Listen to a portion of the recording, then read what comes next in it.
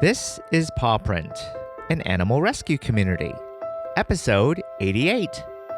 I'm Harold Ree. I'm Nancy Ree. And today we want to talk about CNN Heroes. CNN Heroes is the program on CNN where they nominate 10 heroes across the country, across the United States and around the world. And we want to mention that this time because one of our local superstars, Sherri Franklin, has been nominated as a CNN hero, and she made it to the top 10. So if anybody's listening out there, and if you want to support someone who is part of the animal rescue community, you can vote for Sherri up to 40 times a day. In fact, I tried that. I think it's 10 times a day. It's 10 times a day per method, and there are 4 methods. There's email, Facebook Messenger, and Twitter. So if you look at my Twitter feed or our Twitter feed at This Is Paw Print on Twitter, you'll see that I appear to be a stalker of Sherri Franklin's because I voted 10 times on Twitter. So driving all my Twitter followers up the wall. But do you want to maybe talk about Sherri Franklin and how you got to know Nancy knows Sherri, so maybe talk a little bit about Sherri Franklin and how you got to know her and what she does. Sherri Franklin is the founder of Muttville. Muttville is a senior dog rescue. They rescue dogs over 7 years old. I believe Sherri started out either volunteering or working in animal services. And she discovered that, not surprisingly, the senior dogs were the first to get put down because they did not get adopted easily. So she founded this rescue exclusively for senior dogs. I found out about them in 2013, the summer of 2013. I happened to be passing by one of their adoption events at Trader Joe's, which is a local grocery store. And I thought it was wonderful that they devote themselves to rescuing the older dogs that don't get a chance otherwise. So I fostered a dog for them named Itzy. She was 12 years old. She was a Maltese mix. She had to get every single one of her teeth removed because they were so severely rotten. And this happens a lot with a lot of their dogs. She had to get 2 surgeries, one to remove all her teeth, and then she had a leak from her nasal cavities to her inside her mouth. So anyway, she had to get that sewn up, and it took about 3 months to get Itzy adopted. It was kind of tough because a couple of people passed on her. I thought she would take a really long time to get adopted, but she ended up getting adopted by an owner who was also a senior citizen. So it was a great ending for Itzy, and really a wonderful dog. Kind of bizarre, but a wonderful dog nevertheless. And another great thing about Muttville is that they have a super awesome, marketing / social media presence. They've done commercials with Adobe. They've done public service announcements. So really a great organization to learn from as far as getting the word out. And in fact, we can reference you to one of our episodes with Marie Macaspac. She is their director of communications, and she was one of our guests. So if you want to learn more about Sherri, you can just go straight to their website, which will be in our show notes, or you can listen also to our interview of Marie Macaspac. Well, with that, we want to segue finally that we're going to reintroduce you to Pen Farthing. Pen Farthing was a gentleman who we had interviewed early on the Paw Print podcast. And so it's great for many of you who have not heard it to get a chance to listen to Pen Farthing. The reason why we mention Pen Farthing right now is that he actually won the CNN Hero of the Year a few years ago. So not only was he a top 10 candidate, but he actually won the whole thing. So, well, with that said, if you want to check out show notes to learn more about Sherri Franklin of Muttville and Pen Farthing of his rescue in Afghanistan called Nowzad, you can go to our show notes at thisispawprint.com/88. That's the number 88. Thanks for your patience. And I said, Howard, this is Afghanistan, so nothing's ever easy. This is Paw Print, an animal rescue community, Episode 7. I'm Harold Ree. I'm Nancy Ree. Today's guest is the incredible Pen Farthing and his rescue organization called Nowzad Dogs in Afghanistan. I first learned about Pen Farthing from reading CNN. Every year, CNN nominates heroes around the world. So Pen Farthing has an amazing story of founding an animal rescue organization in Afghanistan. While he was there as a Royal Marine, he discovered a huge population of dogs in need. He has an incredible story, and if you want to learn more about Pen Farthing and Nowzad Dogs, go to our show notes at thisispawprint.com/7. That's the number 7. Well, I'm a former Royal Marine Commando from Britain who now runs an animal welfare shelter and small animal clinic in Kabul, Afghanistan. The first question is, where are you from and how did you get to Afghanistan? Well, I grew up, I'd always wanted to join the military, and so I ended up joining the Royal Marines and ended up serving in Iraq and a few other places around the world till finally they decided to send me to Afghanistan. We like to ask our guests a whimsical question about if you could be any animal, what would that be and why? Oh, wow, good question. If I could be any animal, I think it'd have to be a monkey. My passion is climbing. I can be found climbing up mountains, so I think being a monkey, because obviously my climbing actually isn't that good, and monkeys obviously being renowned for climbing, so yeah, I think a monkey. Aspirational, okay. How I found out about you was watching the 2014 CNN Hero Award. Tell us, starting with the dogfight you broke up in Afghanistan, and that led to your founding this animal shelter called Nowzad. Yeah, I mean, when I was serving in Afghanistan, I wasn't here to rescue dogs. Right. Obviously, I was here to do the job, of a Royal Marine, and we're in a small forward operating base deep in Helmand province. The Afghan police, to entertain themselves, they would hold dogfights. And sadly, amongst a minority of the population here in Afghanistan, dogfighting is a popular activity. And I wasn't here, obviously, to watch animal cruelty. So whilst they held one of these dogfights, I actually broke it up. Our guns were bigger than theirs. So we stopped the dogfight. And I thought that was it. I didn't realise one of those dogs would then run off into our compound. And that's where I found him. And in my attempts to just try and get him out of I was worried about safety. The simple fact that, this dog was a fighting dog and I was worried it might bite one of my Marines. But in my attempts to get it out of the compound, me and him actually became buddies. And so I just sit with him, trying to coax him out with biscuits. And he realised clearly I had biscuits, so I might be a good guy. And we just became buddies, and I could spend 5 minutes with him and pretend I wasn't in Afghanistan. And so I named him Nowzad after the town. Yeah, that's how it all started, really.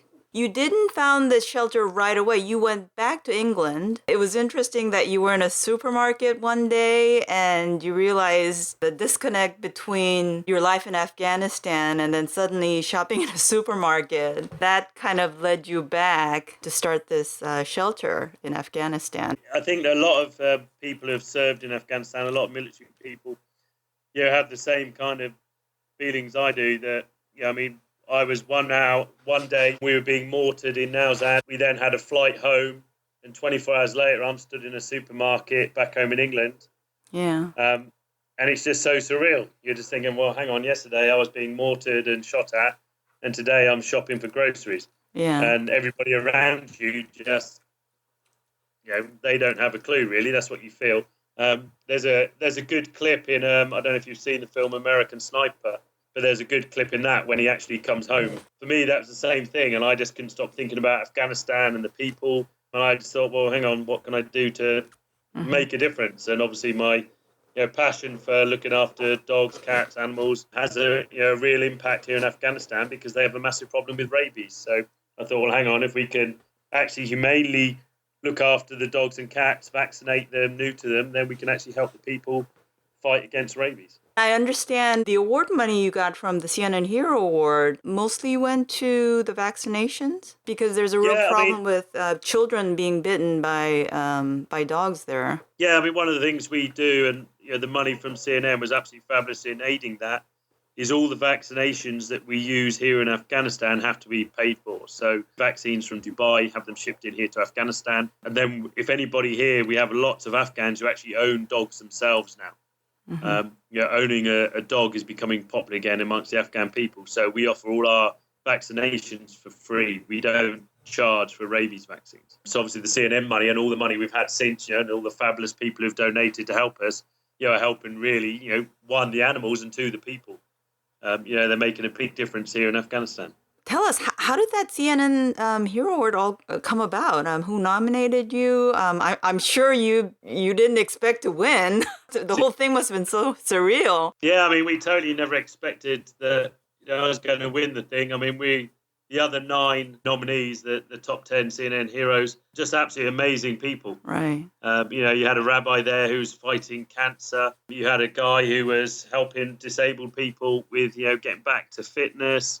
All sorts. And it was just amazing to be amongst them. So, we really didn't think that I'd win. So I was actually called out first to go up and just obviously receive my award for being in the top 10. And then I just sat back, really enjoyed the free wine because I thought there's no chance to win. So I'll just enjoy the show. And you were introduced by none other than Benedict Cumberbatch, who's pretty hot right now.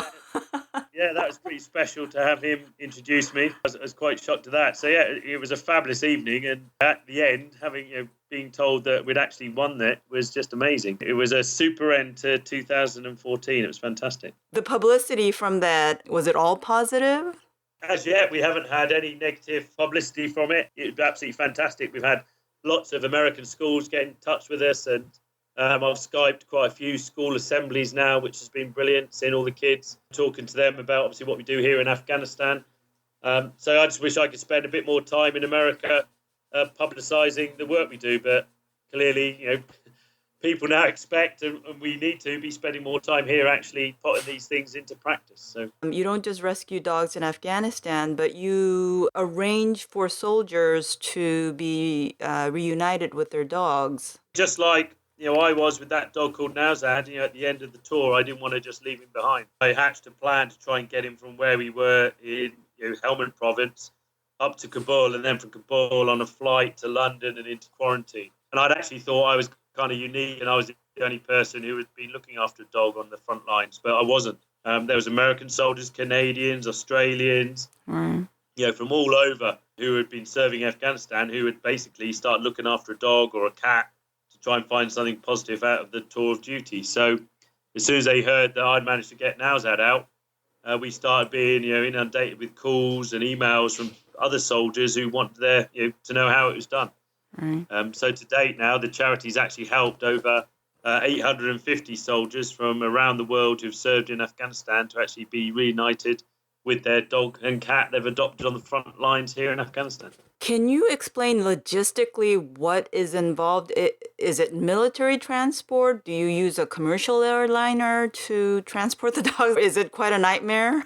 It can be quite logistically challenging, yes. We can't use the military. The military won't support us in that way. So everything we do has to be commercial or civilianized. So the animals get to our shelter here in Kabul. They're vaccinated. We neuter or spay every animal. That's part of the deal. We don't need any more puppies or anything in America or England. And then from there, we actually fundraise. So we start fundraising. We've got an amazing family of supporters out there for Nowzad who help us raise the money to get that animal from Kabul to wherever the soldier comes from. So whether it be America, England, Australia, Canada, etc. And that can take anything up to like 3 months to raise those funds and obviously vaccinations, etc., to be processed and be delivered. So it works, but it can be logistically challenging at times. The commercial airliners, they don't give you a break or anything, or do they? Sadly, no. We keep trying. We don't have enough PR yet, I think, to generate their interest in giving us discounts. You can't go in there and say, I'm a CNN hero. We have tried it, but no, they won't buy. Now, one story that I'd like to hear, I can't hear enough of, is there was this one family a particular soldier whose dog the family wanted. Yeah, that's our most poignant rescue we've ever done to date. The soldier was Private Conrad Lewis of the Parachute Regiment, a British soldier. He was serving in Helmand province. He was actually on a gap year from university. So where most people go off, and go partying on their gap year and see the world, he actually decided to serve his country and join up. So he was in Afghanistan. and he was looking after a dog called Peg. And little Peg, his little brown female dog, she was his moment of positiveness, in obviously what was quite a depressing tour of duty. And we got a phone call from a guy called Tony. It turned out Tony was Conrad's father, and he told us all about Peg, and he said, how do we rescue this dog and everything? Because I know that's what my son would want. And then he dropped the bombshell that his son had been killed in action just 2 weeks earlier. And so for us, without even really thinking about it, we just said, yep, right, we'll get this dog for you. Yeah. And then once I put the phone down, it was like, hang on a minute, how the heck do we get this dog out of Helmand province? We don't even know if the soldiers are still looking after. And clearly the point of contact, who was the son, is obviously sadly no longer with us. So it took some doing. We had to call in a few favours, but eventually we got Peg up to Kabul. And from there, then once she'd had her vaccinations fundraised, we then got her back to England and she went into quarantine. And I actually saw her just about, probably I think it was about 5 weeks ago. We actually went up and saw Tony and his family and met Peg and said hello and that. And she's just a cracking little dog. And for obviously the family, she's a constant reminder of the compassion their son showed while he was fighting in Afghanistan. So, yeah. Wow. And the other thing is you have females working for you, female vets over there at Nowzad? Yeah, we have. Yeah, we're really proud to say we have the first ever 2 female Afghan nationals who are trained as veterinarians. They've been with us now for nearly 3 years now. And they carry out, obviously some of the most complicated surgeries that we do here, the neuters, the spays. Sadly, we do a lot of amputations for dogs that are hit by cars. They're absolutely fabulous to see them. The first, what I hope will be many Afghan women who are taking up veterans. So they were trained after they started working there, or were they vets before they started working at Nowzad? The security that American troops is providing in Afghanistan, a lot of people ask me about, what was the point of Westerners being in Afghanistan, and if it hadn't been for American soldiers being on the ground here, then places like Kabul would not have had the security that these young girls could have actually gone to school, then to university. Wow. And then they went to veterinary university here in Kabul. So we employed them once they'd actually finished their veterinary studies, a few months when they came to work for us. And since then, we've had some fabulous support from Western vets who've travelled out here to actually teach and train them. What are your plans for 2016? What are some of your goals that you want to accomplish this year? We have 2 main goals here in Afghanistan. The first one is actually trying to really expand our trap, vaccinate, neuter, release program. So really get stuck into the stray dogs that are out in the streets in Kabul. Even with the fabulous win we had at CNN and obviously the funds they gave us, it's nowhere near enough to implement a project, on the scale we need to. And so far removed from obviously all the facilities that we'd have in the West. So 1, we'd really like to do that. And 2, we want to really push our education program and actually get animal welfare into the school curriculum here in Afghanistan. So they're the 2 things out here. And then over in the States, we just need to push and let people know about the positive stuff that is going on in Afghanistan. Sadly, a lot of the news feeds that we see back home always just deal with the negative side of it. There's some absolutely fabulous Afghan people. We've got some really good Afghan friends.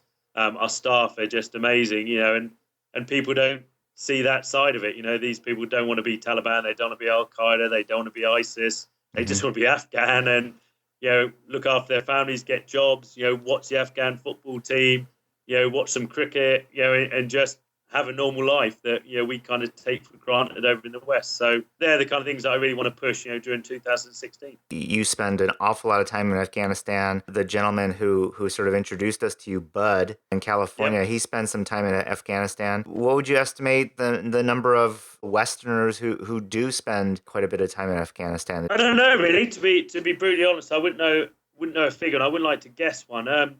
There is a strong expat community here in Kabul. There's lots of groups that get together. You have individuals, and small numbers like us here at Nowzad. You have other groups that work with the orphaned children, the widowed women. Kabul has its own Rotary Club that's made up mostly of Americans and Brits. There's even Hash House Harriers. They go for a run every Friday around Kabul.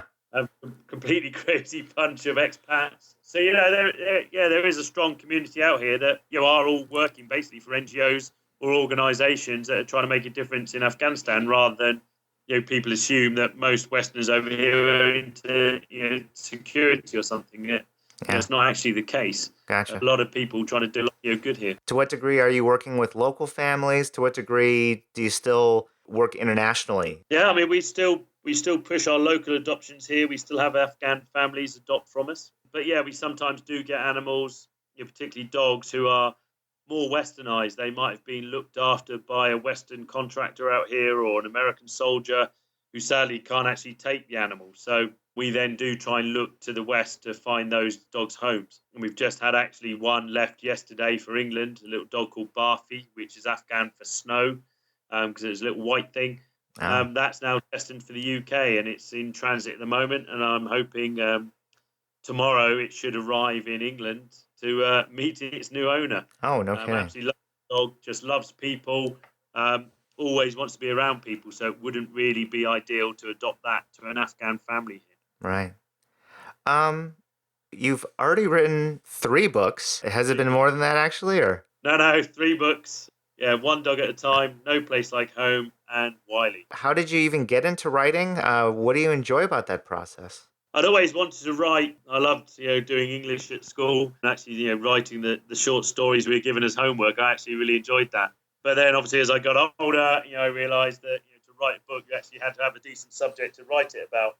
I had anything that was up to the task, really. But when I originally rescued Nowzad, that first dog, and the epic of trying to get him out of Helmand and back home, that kind of was the inspiration and the starting point for me to then write down that actual epic story and how it all happened. And I really enjoyed writing it. I sent off a few chapters to a publisher in London, not really thinking that they'd pick up on it, but I got an email straight back saying, "We love it. Do you have any more of this?" No kidding. Great. That's how it started. So actually, One Dog at a Time was the first book, and that described how Nowzad, that dog, got from where he was and to London, and then No Place Like Home followed up with the story of having a former Afghan fighting dog that's not house trained living in England.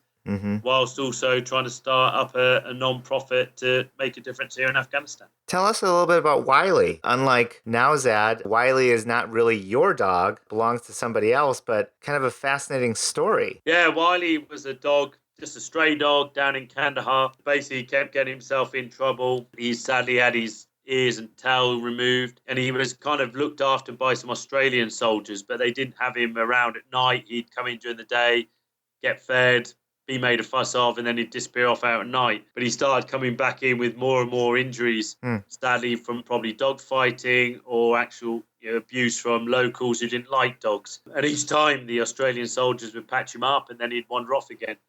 And eventually he came in so injured that they were like, right, we can't just send this dog back out again. But throughout it all, his temperament was just amazing. Even while they were trying to stitch him up without anaesthetics, they didn't have any. He wasn't, trying to bite them or fight. He kind of he'd resigned himself to the fact he needed to be patched up, and these were good people doing it. Wow. So they got hold of us and asked us to get Wiley up to Kabul to our shelter, and from there try and get him back to Australia. But sadly, Australian import regulations are even stricter than Britain. So our only option was to get him to England, undergo quarantine in England, and then find him a home. And the home we found him, the lady there called Sarah, actually decided to enter him into the biggest dog show in the world, Crufts, and he only went and won it. So amazing. It's us as a charity that this former scraggly street dog from Kandahar actually won the biggest dog show in the world in England. So absolutely amazing. What is Sarah Singleton's background? Sarah, she does a lot of work with horses, loves dogs. Sarah Singleton, she isn't really a dog trainer by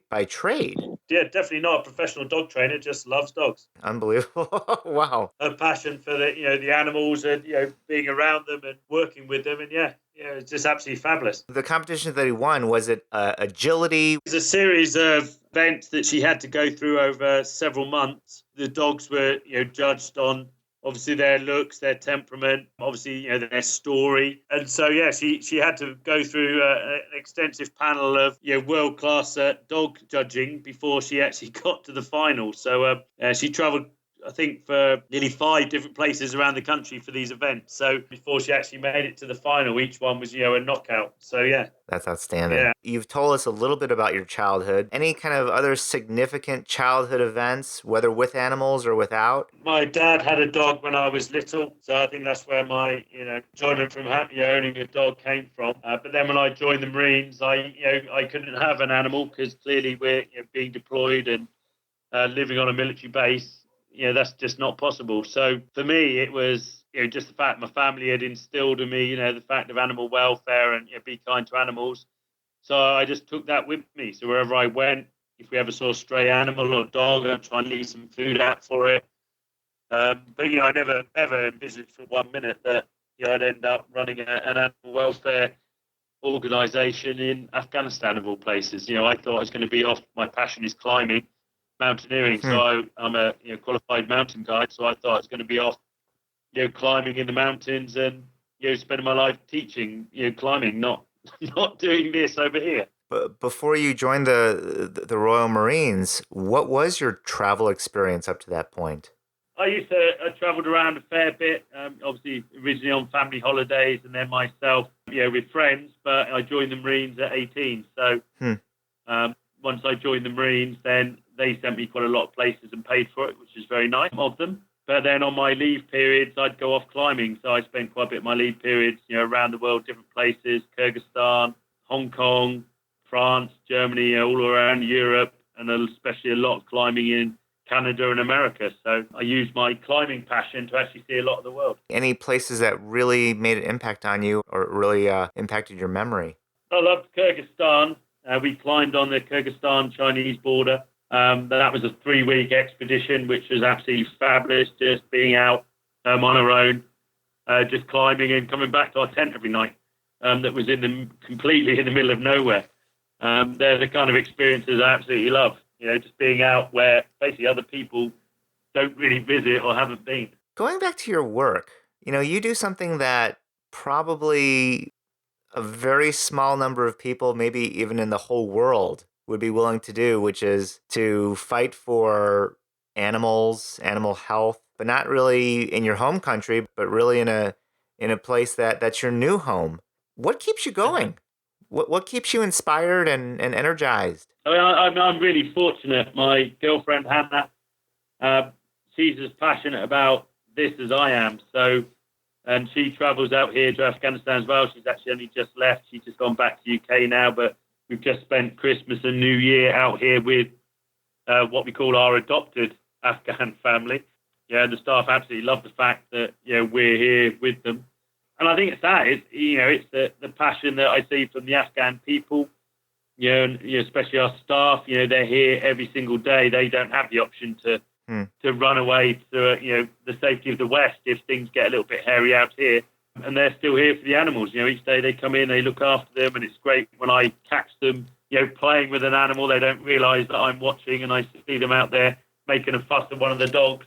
And the fact, like I said, to have Hannah out here with me, doing this is just absolutely amazing. And for me, that's what kind of inspires me to keep on going. I don't think too much about the fact that, it's not England or America. It's just the country I happen to end up in, and the animals are here, and we're trying to make a difference. For me, that's what it's all about. It's just, right, we're making a difference, so let's keep doing it. Anybody else in your family have the travel bug, or? Yeah, my mum, sad my dad died a long time ago now, but my mum, she's always travelling. As we speak now, she's off somewhere in the world, and I really should know where, but I've completely forgotten where she is. Wow. Yeah, she's even travelled out here to Afghanistan. She wanted to see what I was up to. So last summer, she actually came out to Kabul for a few days to see what all the fuss was about, and she absolutely loved it. So one of our Afghan staff here has now adopted my mum as his English mother. Oh.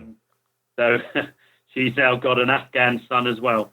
So, yeah, she loved it. She just loved meeting the people, and experiencing the Afghan culture. That's beautiful. It's great to see her out here. In animal rescue, I definitely notice it here in the United States, but people do end up mentioning this topic, which we just simply call compassion fatigue. We all sacrifice so much, whether it's time, energy, even our relationships sometimes, to really take care of animals, that sometimes it can lead to a sort of burnout. Have you seen that, whether it's in your work or in others? How do you try to deal with it? Yeah, I mean, we do. Yeah, we're very aware of that. Yeah, the simple fact that you just feel that you can't stop. The second that you aren't doing the job, looking after the animals or trying to get the money or you're trying to find them homes, etc. You feel you're going to lose one, and then you've failed. And yeah, we've seen that a lot. And something now I'm having to really concentrate and actually make an effort to actually have time away from this. And while I'm in Kabul, I've built myself a little gym. So that means, without fail, every night making time to go and hit the gym, and try and lose myself in there for an hour. And like I said, I'm really fortunate in the fact that, Hannah is as passionate about this as I am. So, we get to spend time together when we're out here. We've planned, because we haven't had one for a while now, but we have planned that this year we are taking a 2-week break somewhere. All right. We're going to try and turn our email and phones off and just actually go and travel to some place we've never been. So that, and I strongly hear people say to us, that's what you've got to do. And, for all those other people out there who are doing, animal rescue and stuff, and I know it's incredibly hard to do. I mean, I'm looking at my inbox now as I speak to you, and, the emails are coming in. I'm thinking, damn, I'm not replying to these. But you've really got to just, even if it's just for a night, go out, have a beer, have something to eat, go and see friends. Just do something that doesn't involve your email or animal rescue, and then you'll come back so much fresher the next day. So, yeah, that's something I'm really trying to enforce on myself and highly recommend for others to do. That's great. Let's say someone listens to this podcast and says, you know what, I want to get in touch with Pen Farthing, and I want to volunteer for 2 weeks in Afghanistan. Is that something that's realistic? Is that something that you can handle? If you'd asked me this question last summer, I'd have said yes, absolutely brilliant. Let's get some volunteers out here. Sadly, at the moment, though, the security is deteriorating rapidly. Just in the last few days now, we've had 7 attacks, not clearly aimed at us, but at the coalition forces that are here in Afghanistan. And so it is becoming incredibly dangerous. And so we just couldn't justify at the moment now bringing any other Westerners out here because, one, we couldn't guarantee their safety, and 2, they'd probably actually draw more attention to what we do. So really what we're after now from people volunteering is to actually help us raise awareness, raise the funds, and then we'll let the Afghan staff here do obviously that, that sharp end work and care for the animals. We need fosters in the US. We need people organising events. We need people, sorting out donations for us. And that's how they can make a real difference to, the animals here in Afghanistan. And then I'm hoping, the security situation will come back down to normal. And then maybe in the future, we can actually get people out here visiting us and seeing what we do. All right. Well, that leads me to my next question, which is, what's the best way for people to help out then? Whether it's your social media, your website, any ways to donate or fundraise for you? Yeah, I mean, you were kind enough to mention, obviously, my books. If people want to, read more about what we do and get a feel for it and also help the charity, then they can buy one of those 3 books you mentioned, One Dog at a Time, No Place Like Home, or Wiley. Oh. The funds from those books go into doing, helping what we do out here in Afghanistan. So they get to read a book and help us out here. Follow us on Twitter. My Twitter handle is @PenFarthing. And then retweet, post. Go onto our Facebook page. Facebook.com/Nowzad, and join in with the Nowzad family and help. And even if people can't donate, I know money is tight these days, so just tweet us, post. Let other people know about the work we do. Because the more people we get on social media, the more we can then maybe approach these airlines and say, look, we've got X number of followers. Give us a discount for our flights for these animals, and all these people are going to now fly with you next year. Things like that really can make a difference. It's amazing. So the power of social media. So we just need folks out there helping us to do that. And lastly, I'd love to see it if more people can help us organise events, because being British, we struggle to get people across in the States, on board with us because I'm not always over there. So we do need people who can organise events for us to try and let people know what we're doing here in Afghanistan. That's great. Can you mention maybe, if you can think of an example, examples of when people have gotten together to really spread your cause? Any successful events that you can think of? Yeah, I mean, we've had some fabulous events where we do a walk to Nowzad event each year. It's will be happening in the autumn time of 2016, where basically we ask people to organise a dog walk. Oh. And what we're trying to do is get enough people walking that if we added all the miles together they've walked with their dogs on that certain day, we could actually walk from our base in the UK back to Nowzad in Helmand, a distance of over 3,000 miles. So we need at least 3,000 people walking 1 mile each on that certain day. Basically, we ask them to register. It costs $15, that's all. They get a nice T-shirt and a little sponsor pack, and then they go out and walk with their dog and let other people know, and if they can, raise obviously more money along the way. And it's just fabulous on that certain day of the year that we've got all these different people walking with their own dogs in their own hometowns, but making a difference for Nowzad in Afghanistan. Right. So just things like that, just people getting together and actually getting all their friends and family together and going out and having a jolly old walk for the day. Walk for Nowzad or walk to Nowzad? Walk to Nowzad, yes. Okay, excellent. So yeah, we're going to have to, this might become my little pet project for the year then. Okay. That'd be absolutely fabulous. We would love to have you on board with that. Okay. What other advice can you offer to folks who are either curious about animal rescue, really want to get involved? What I've learned over the last 5 years now doing this in Afghanistan is people always think that, to be into animal welfare, you've got to be right in amongst it, and rescuing those dogs off the street or, being in there feeding them and caring for them. And it's not necessarily true. As I said, what a lot of animal charities really struggle with is the actual behind the scenes, the admin. And I know from myself when I first started, I was very passionate about it and thought, being a former Marine, I'll just get stuck in and we'll build kennels and we'll, look after dogs and we'll feed them. But I lacked the knowledge and the experience and just the general skills of the background stuff, the websites, the how to get donors, all that kind of thing. And so I think people can really make a difference by actually volunteering their time to help these organisations, and especially in America. And people think Afghanistan's got a stray dog problem. America's got just the same problem. So to actually make a difference by offering those skills that maybe the rescue shelters and that don't actually have. And that's what they really need. And all it takes is, a couple of hours a week of helping on a website or helping on a Facebook page that can make a real difference for that struggling, shelter. We just want to say thank you to Pen Farthing for sharing his story. And don't forget to vote for Sherri Franklin of Muttville. You can go to our show notes at thisispawprint.com/88 to get the links to CNN to vote. And you can vote up to 40 times a day. So stuff that ballot box or stuff that virtual ballot box. If you want to connect with me or Nancy on social media, you can go to Facebook, Instagram, or Twitter and find us at This Is Paw Print, all one word. If you want to listen to more episodes of Paw Print, you can find us on your favorite podcast app. Simply type in Paw Print Animal Rescue and make sure to hit subscribe to get the latest episodes immediately. We just want to thank all of you for sharing Paw Print with your friends and family. We've been listened to in over 110 countries around the world, spreading a positive message of animal rescue. And remember, you spread a positive message of love and peace by saving an animal.